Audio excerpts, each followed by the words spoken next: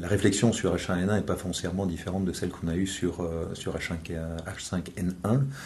Dans tous les cas, peut-être qu'il n'y aura rien du tout à l'automne.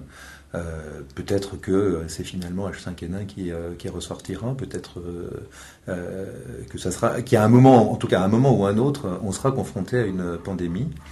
Et la vraie question de la pandémie, c'est la question de la mort. Parce que quand on regarde les plans de secours, on parle sans arrêt du soin, on parle de la prévention, mais on ne parle jamais de la mort. Or, la question de la mort est une question centrale. La pandémie n'est pas dangereuse parce qu'elle fait un grand nombre de malades. Chaque année, il y a plus de 10 millions de personnes en France qui sont malades. C'est bien parce qu'elle fait un grand nombre de morts. Et je crois qu'il ne faut absolument pas occulter le problème de la mort dans la question de la pandémie, parce que c'est bien ce à quoi nous serons confrontés. Et c'est certainement ce à quoi nous sommes le moins préparés. Dès maintenant, on devrait réfléchir aux conséquences qu'aurait l'irruption de la mort à grande échelle dans notre société. Absolument rien ne nous prépare à cette confrontation avec la mort de masse. D'abord, la mort est totalement occultée par les médias. Dans notre société, la mort est devenue tabou.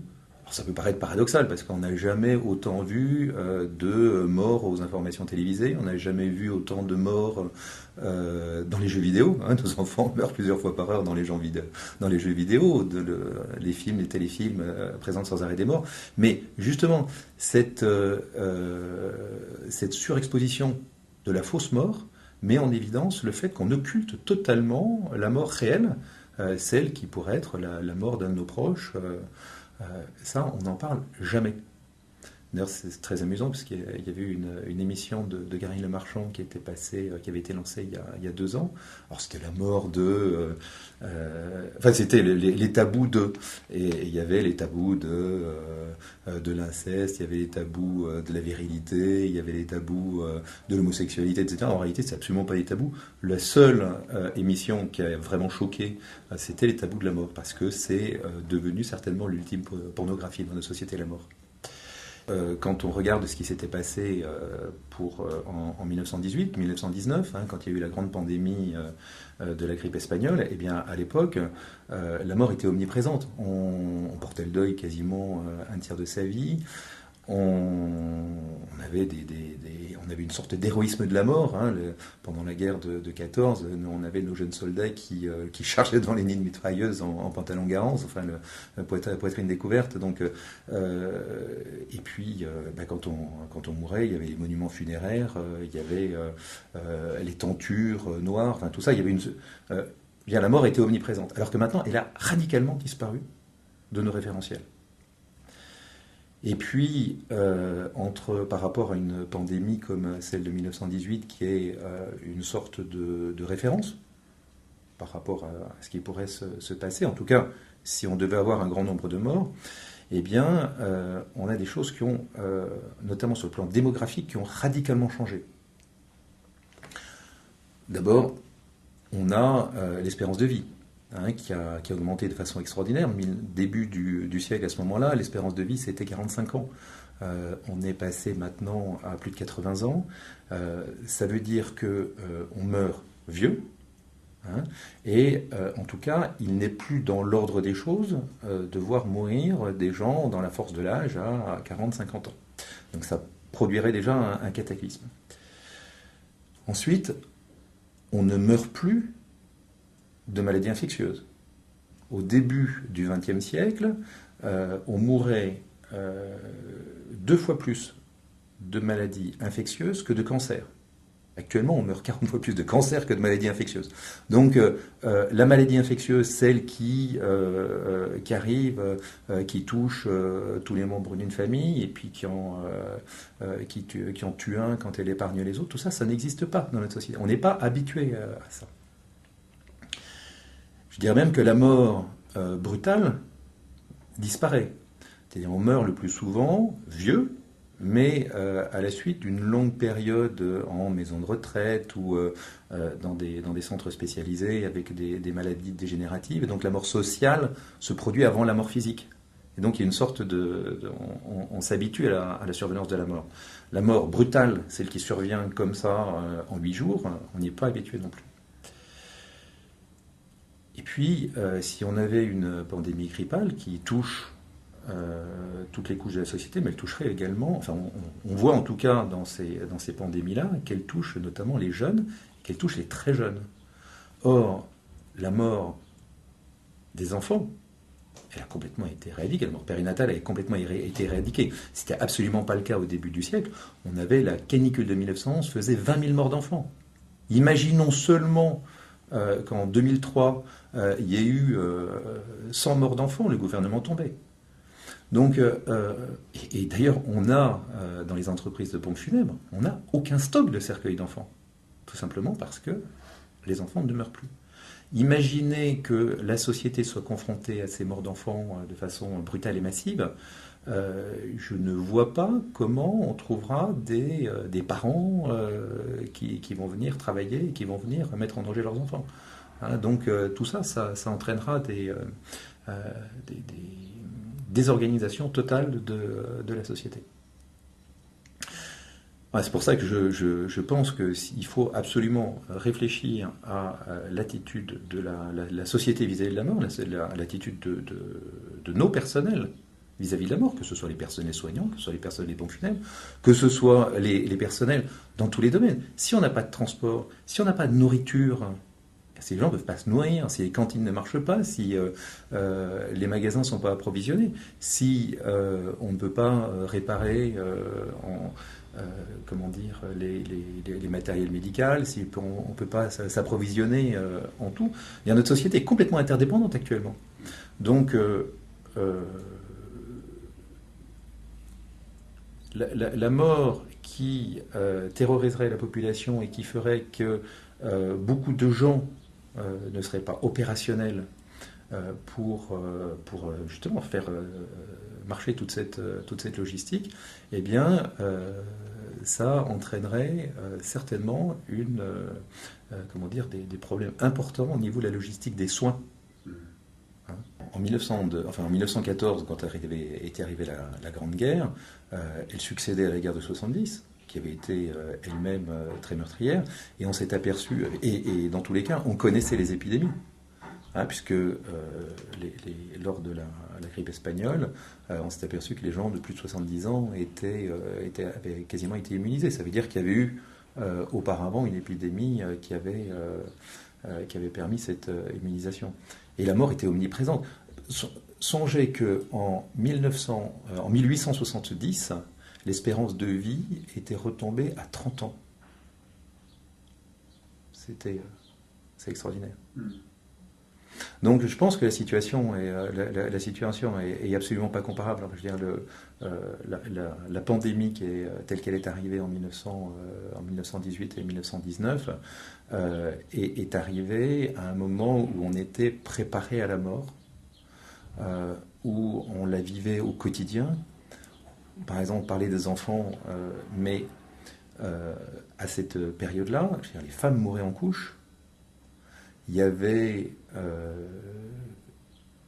20% des enfants qui mouraient avant 15% des enfants qui mouraient avant l'âge d'1 an. Et donc la naissance était indissolublement liée à la mort. C'est absolument pas le cas maintenant.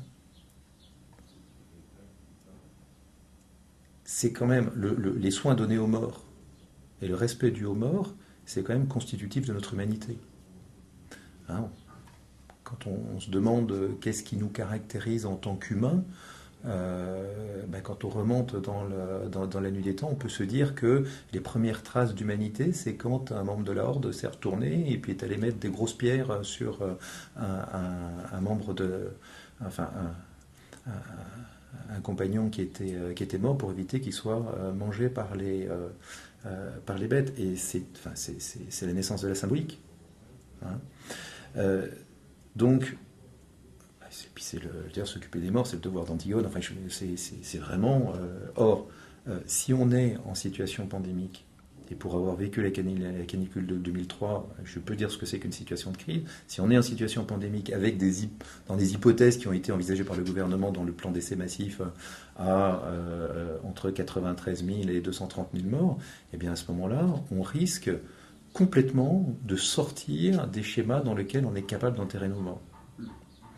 Et je veux dire, la civilisation, c'est largement effectivement s'occuper des morts. En revanche, les charniers, la fosse commune, elle est largement associée au génocide passé. Enfin, donc, je pense qu'il sera extrêmement important si on veut préserver le moral de la population, si on veut garder une dignité dans l'épreuve, je pense que ce sera important de savoir s'occuper des morts. Et je le rappelle quand même, la pandémie, son problème, c'est qu'il y a des morts. C'est pas uniquement qu'il y a des malades. Alors concrètement, le problème. Alors j'ai participé personnellement donc à un travail de préparation. Donc, c'était à l'époque sur la grippe aviaire, mais enfin c'est totalement transposable. Donc avec la zone défense de Paris qui regroupe toute l'Île-de-France, avec également dans le cadre de ma fédération professionnelle la protection civile pour un plan à l'échelle nationale, un plan d'essai massif. Il y a beaucoup de choses qui ont été faites. D'ailleurs, la France est relativement en avance par rapport à ce qui s'est fait dans d'autres pays. Je pense que la canicule de 2003 y est pour quelque chose. Mais il y a une problématique qu'on n'a pas prise en compte, c'est de se placer dans la situation psychologique dans laquelle serait la population à ce moment-là. Et donc on a prévu un certain nombre de modalités, on a raisonné en chambre. Ce qui manque, c'est d'avoir essayé de vraiment travailler avec des degrés de mortalité croissants pour voir dans ces différentes hypothèses comment la société, comment les professionnels pourraient intervenir. Et ma grande crainte actuellement sur ce qui pourrait se passer, c'est qu'on bascule d'un seul coup d'une situation quasi normale à une situation dans laquelle on ne maîtriserait plus rien, c'est-à-dire qu'on serait obligé de procéder à des inhumations massives sans qu'il se passe rien.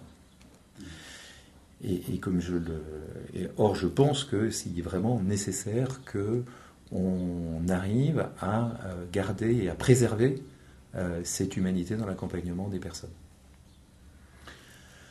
Alors, de quoi on a besoin en cas de pandémie et pour préserver un minimum d'accompagnement? D'abord, on a besoin sans doute de personnel. On a besoin de moyens matériels et puis on a besoin d'une coordination de la société. En ce qui concerne les moyens, en matériel, on n'a pas rien à changer. Je veux dire, il n'y a pas de stock de cercueils particuliers qui ont été faits. Je n'ai pas entendu, je pense que je serai au courant, qu'il y ait eu de stock particulier de cercueils d'enfants, par exemple. Donc, on serait forcément, si ça se déclenchait, dans une situation qui serait immédiatement difficile. En tout cas, par exemple, les fabricants de cercueils seraient totalement indispensables dans cette période-là. Il y a après la question des personnels.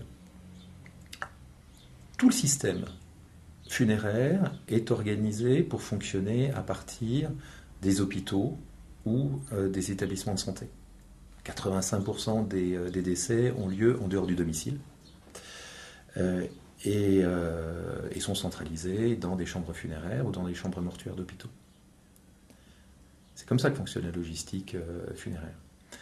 Or, si on était dans le cas d'une pandémie où les gens mouraient en masse, eh bien, il est évident que l'hôpital renverrait chez eux les gens en fin de vie. En tout cas, c'est ce que j'ai cru comprendre au travers des discussions qu'on a eues avec les personnels de santé.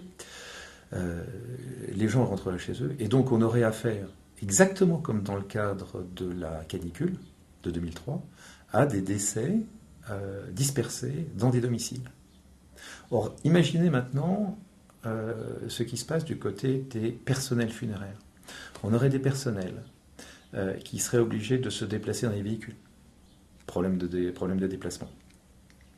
euh, pour aller chercher dans les appartements, donc dans un milieu dans lequel il y a de l'entourage, enfin, je veux dire, la famille, c'est la famille qui a été éventuellement contaminée par la personne qui est décédée, en tout cas qui est porteuse potentiellement du même virus. Donc vous imaginez ce personnel, c'est déjà extrêmement difficile, on n'est pas organisé, la profession funéraire pour ça. Ensuite, il faut que le personnel aille dans un endroit où forcément il y a eu de la contamination. Mais en même temps, tous nos personnels sont des jeunes, ils ont des enfants, ils ont des femmes. Autant pour ce qui concerne les personnels médicaux et hospitaliers, on peut imaginer qu'il peut y avoir une sorte d'héroïsme à soigner les gens, à empêcher qu'ils meurent. Mais une fois que les gens sont morts, est-ce que mes personnels seront capables de cet héroïsme-là? Ils l'ont été pendant la canicule. Mais pendant la canicule, il n'y avait pas de, c'était pas dangereux. Les morts n'étaient pas dangereux. Là, je ne garantis absolument rien. Donc on aurait vraiment cette question de disponibilité de personnel, et si, en tout cas une partie de nos personnels, en tout cas, sera malade, ça c'est clair, donc ne viendra pas, et je crains effectivement qu'une autre partie de notre personnel n'ait pas forcément ce comportement héroïque, et à ce moment-là, il faudrait des renforts. Mais le funéraire, c'est un métier qui est très technique.